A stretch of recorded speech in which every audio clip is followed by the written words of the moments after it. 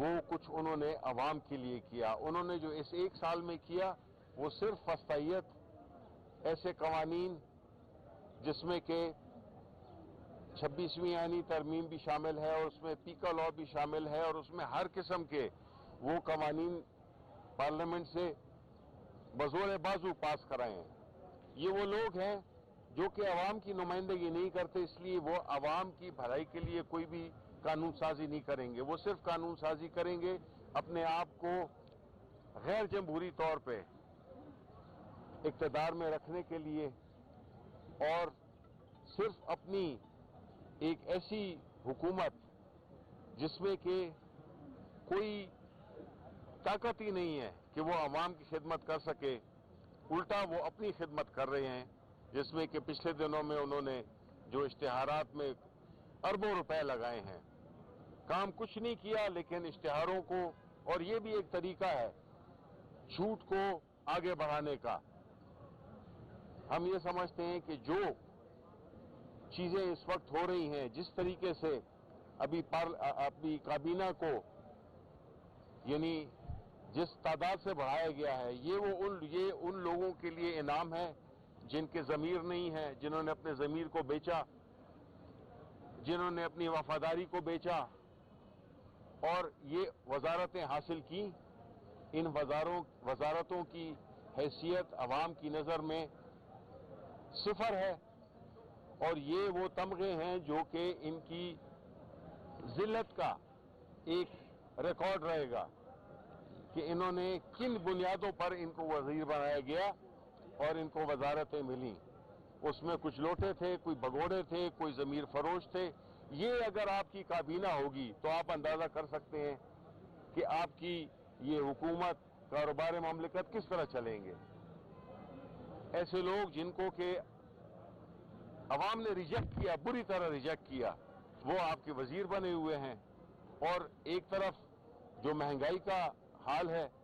اور دوسری طرف یہ عیاشیاں کہ یہ اتنی بڑی کابینہ، یعنی یہ 10 لوگ یا 12 لوگ جو کام نہیں کر سکے، یہ 100 بھی کر لیں ان کی نہ حکومت میں وہ ایک اخلاقی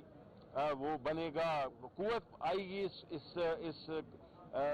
کیبنٹ میں، اور نہ ہی یہ کچھ عوام کے لیے کر سکیں گے. یہ صرف جو ہے ان کو خوش کرنے کے لیے، ان کی جو انہوں نے اپنے ضمیر بیچے ہیں، ان کی ایک قسم کی دھاڑی ان کو ملی ہے جو کہ عوام کی نظر میں بالکل ایک ان کی جو ایک وہ ہے حیثیت ہے وہ بالکل صفر ہے. تو اس لیے جن حالات میں یہ جو ملک چل رہا ہے اس طرح نہیں چل سکتا. یہ جو ہے ایک ایسا ماحول آ گیا ہے جس میں کہ آپ کا ملک قرضوں میں ڈوب گیا ہے، مہنگائی اتنی بڑھ چکی ہے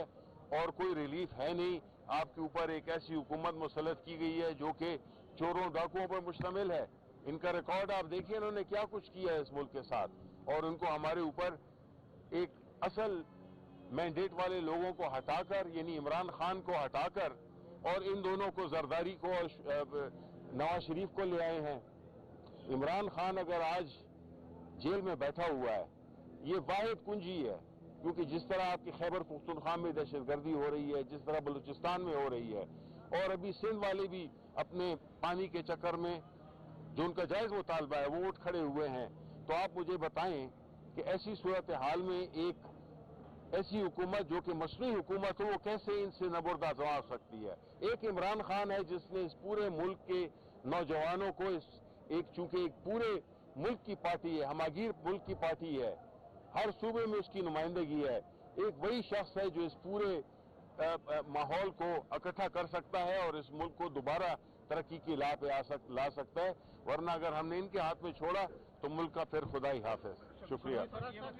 متحدہ پوزیشن جو آپ لوگ بنا رہے ہیں اس کے بعد جو احتجاج کا اعلان کیا ہے، کس طرح کا احتجاج کریں گے، اور متحدہ پوزیشن میں مولانا فضل الرحمان کے کچھ تحفظات ہیں، اس پر کیا بات ہوئی؟ جی بالکل، دیکھیں ہمارا جو اتحاد ہے اس پہ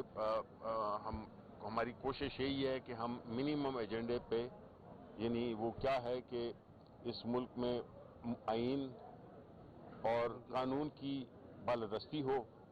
اور یہ جو جھوٹے مینڈیٹ سے ایک حکومت ہم پہ مسلط کی گئی ہے، دوسرے الیکشن، تازہ الیکشن، ایک نئے الیکشن کمیشن کی موجودگی میں نئے الیکشن کرائے جائیں، کیونکہ یہ اس قسم کی 2 نمبر کی جو जो मैंडेट है ना वो आपको ताकत नहीं देता। और जहाँ तक मौलाना फजलुर रहमान साहब का ताल्लुक है तो मौलाना फजलुर रहमान साहब हम चाहेंगे कि वो हमारे साथ हमारे इत्तेहाद में शरीक हों। उनके साथ बातचीत चल रही है और इंशाअल्लाह अगले कोई 3-4 में हमारी एक कमेटी भी बनी हुई है जिसमें कि हमारे असद कैसर साहब हैं और मौलाना साहब की तरफ से सेनेटर कामरान मुर्तज़ा हैं। तो हम ये समझते हैं कि इंशाअल्लाह अगले कुछ रोज़ में उनके साथ भी मामलात हमारे तय हो जाएंगे और फिर जो है तो ईद के बाद जो है एक बड़े पुरजोर तरीके से हमने